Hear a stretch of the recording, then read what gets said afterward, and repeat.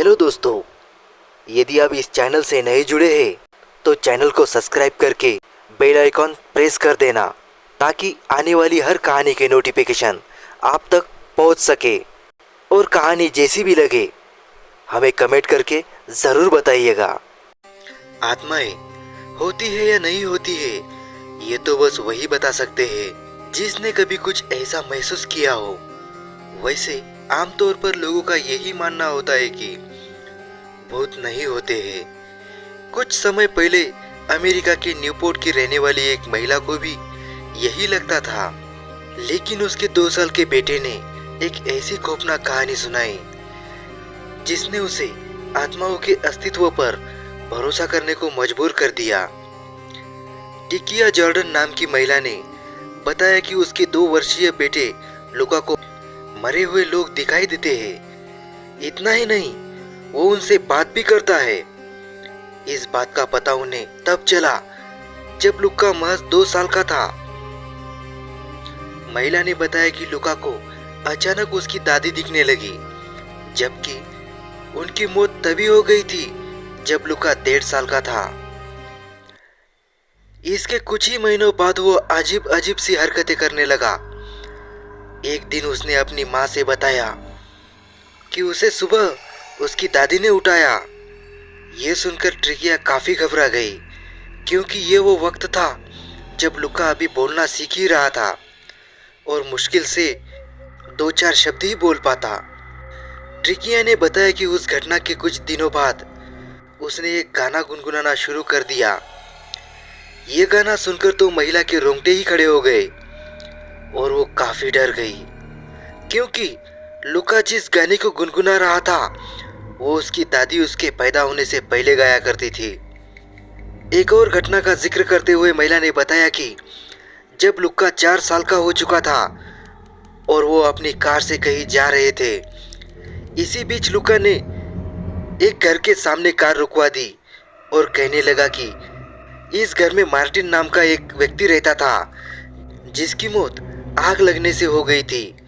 लुका ने बताया कि मार्टिन अभी भी वही रहता है।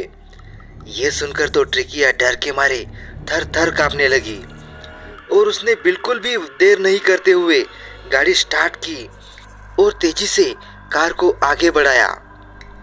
मार्टिन वाली घटना ने ट्रिकिया को अंदर से हिलाकर रख दिया था।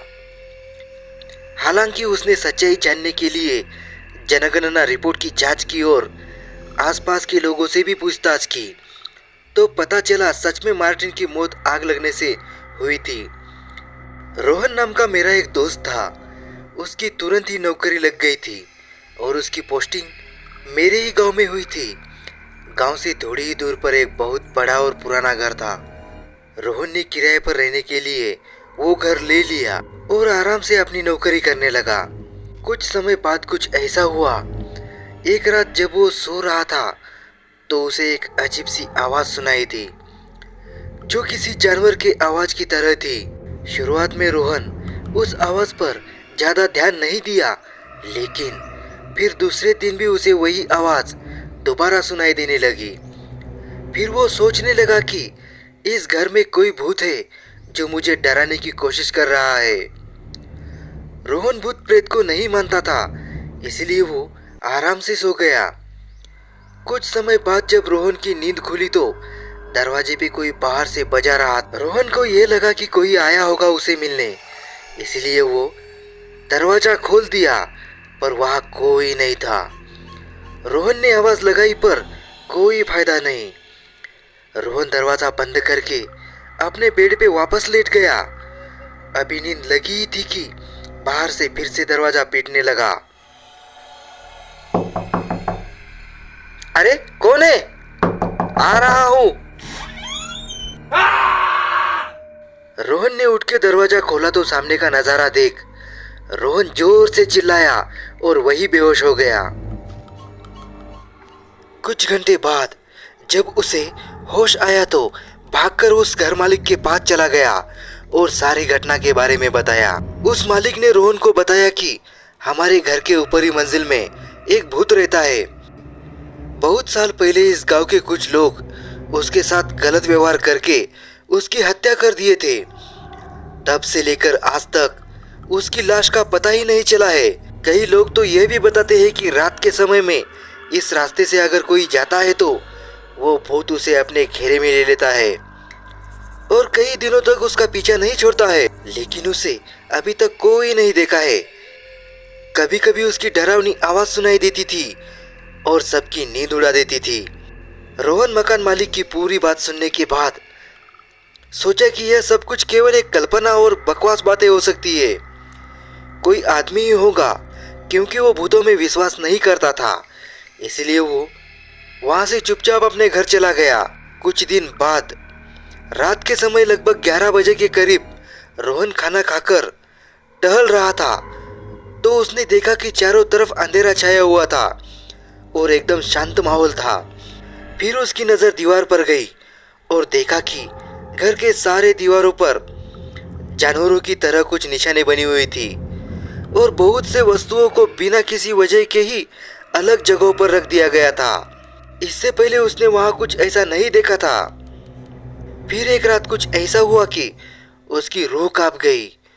रोहन अपने घर में सो रहा था, तब उसे एक डरावनी सी आवाज सुनाई दी। रोहन नींद से उठ गया और इधर उधर देखने लगा कि कौन है जो इतनी डरावनी आवाज निकाल रहा है, लेकिन कहीं से भी कोई दिखाई नहीं दिया और थोड़ी ही देर में वो आवाज बार बार सुनाई देने लगी। जल्दी से रोहन अपने कमरे की लाइट जलाया तो देखा कि एक बहुत ही भयानक और डरावना दृश्य उसके सामने खड़ा है और उसे ही घूर रहा है। अब रोहन डर के मारे थर थर कांपने लगा और उसकी आवाज भी नहीं निकल रही थी। फिर उसने मन में ही सोचा कि मैं अपने सपनों में भी नहीं सोच सकता कि मेरे साथ ऐसा भी कुछ होगा। हे भगवान, अब आप ही मेरी मदद करिए। उसने देखा कि कमरे के बीच में एक आदमी खड़ा था जिसका शरीर काफी लंबा और डरावना था। दूध के तरह उजले और लहराते बाल थे और दोनों आंखें खून से लथपथ थी। उसको डरावने रूप में अचानक अपने सामने देखकर उसकी हालत खराब हो गई। रोहन ऐसा भयानक और डरावना नजारा अपने जिंदगी में पहले कभी नहीं देखा था। जैसे तैसे करके उसने उस घर से भागा। उस घर से निकलने के बाद उसे ऐसा लगने लगा कि वह सारी रात उस घर में वो अकेला नहीं था, उसके साथ शायद कोई भूत था। उसने बार बार पीछे मुड़कर देखा लेकिन कुछ नहीं दिखा। लेकिन कुछ देर बाद फिर से सोचने लगा कहीं ये मेरा भ्रम तो नहीं है, और उसके दिमाग में भूतों और अद्भुत चीजों की तस्वीरें आने लगी। सच्चाई जानने के लिए उसने दोबारा उस कमरे में जाने का फैसला किया, लेकिन इस बार उसने अपने दोस्त को साथ लेकर गया। दोनों फिर से उस घर में पहुंचे और उन्होंने कमरे की लाइट चालू कर दी। इस बार उन्हें घर में पहले से भी ज्यादा डरावना दृश्य दिखाई दिया। दीवार के चारों तरफ लिखे हुए कुछ शब्द और तस्वीरें थी जो उन्हें अजीब लग रही थी। फिर उन्हें घर के एक कोने में बहुत बड़ा लोहे का बना हुआ डिब्बा दिखा। जब वो लोग डिब्बे को खोले तो उन्हें एक भयानक चीज देखने को मिली। उस डिब्बे में एक युवक की लाश पड़ी हुई थी जिसका सिर अलग हो चुका था। वो दोनों उस लाश को देखकर पहले से और ज्यादा डर गए और उसे वहीं छोड़ दिया और उस घर से निकलकर भागने लगे। लेकिन जैसे ही वो दोनों वहां से भागने लगे वैसे ही उनके कानों में एक डरावनी आवाज सुनाई दी, जैसे उन्हें कोई भूत कह रहा हो, वहीं रुक जाओ, यहाँ से वापस जाने का सोचना भी मत, अब तुम मेरे दोनों शिकार बन गए हो, रुक जाओ वहीं पर, नहीं तो मैं तुम्हें अभी मार डालूंगा।